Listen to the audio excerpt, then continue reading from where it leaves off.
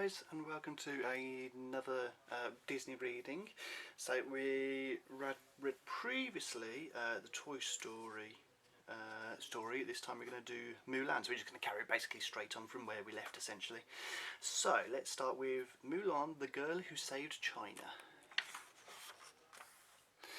Right, so let's get ourselves sorted. Right, China was under attack by the Huns. The Emperor's council rode into Mulan's village to spread the news. One man from every family must serve in the imperial army, he announced. Mulan had no brothers, so her father would have to go.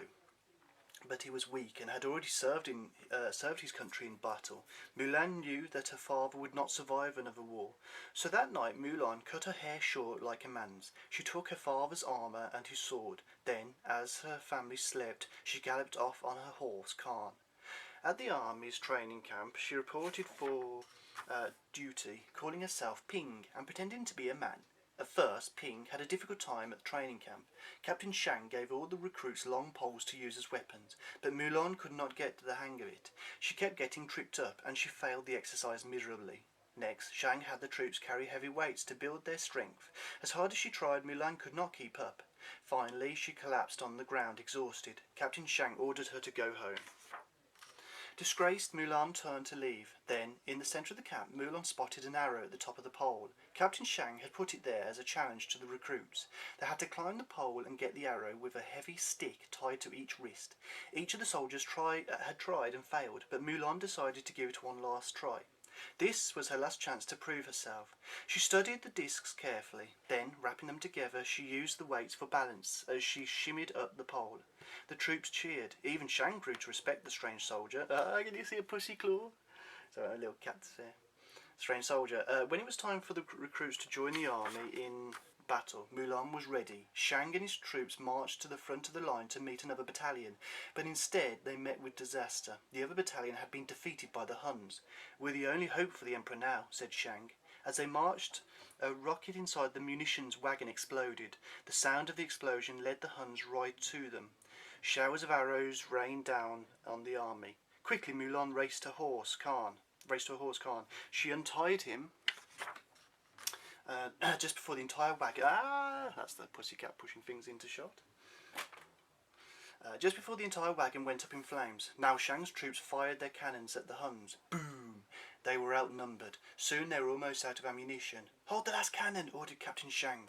He told the soldiers to aim the cannon at the Hun leader, Shan Yu. But Mulan had another idea. She grabbed the cannon and fired at a mountain peak. Snow thundered down. A rushing avalanche buried the entire Hun army. But now the snow was bearing down on Shang. Mulan jumped on her horse and pulled Shang from a wave of snow. She had defeated the entire Hun army and saved her captain's life, but none of that mattered once Shang discovered Ping was a woman. He rounded up his troops and marched away to the imperial palace without her. As Mulan sat by a fire trying to keep warm, she saw Shan Yu and some of his army rise from out of the snow. They were alive. They were headed for the imperial city. Mulan raced to the city. The victory celebration was beginning. There would be fireworks and other festivities. Mulan had to warn Shang before it was too late. "The Huns are alive," she said to him. "They are here." But neither Shang nor anyone else would listen to her. Frustrated, Mulan watched as the Huns invaded the city and captured the Emperor in the imperial palace. The soldiers tried to break down the palace door, but it was of no use. "I've got an idea," shouted Mulan. 3 of the soldiers followed her. She disguised them as women. Then, using the trick Mulan had demonstrated at camp, they shimmied up the palace pillars. Even Captain Shang joined them once he understood Mulan's plan. Inside the palace, the Huns were easy to overtake. They did not expect women to attack them. As Shang battled Shan Yu, the soldiers rescued the Emperor. Mulan stayed behind to help Shang. "The soldiers from the mountains," Shan Yu cried when he recognized Mulan. In a rage, Shan Yu raced after Mulan, leaving Captain Shang behind. Mulan lured him onto the palace roof. Shan Yu thrust his sword at her, but Mulan used her fan to block his blows and twist the sword out of his hand. At that moment, a rocket from the firework tower was headed for Shan Yu. He tried to get out of the way, but Mulan pinned his cloak to the roof. Then she jumped clear. In a great explosion, Shan Yu was gone forever.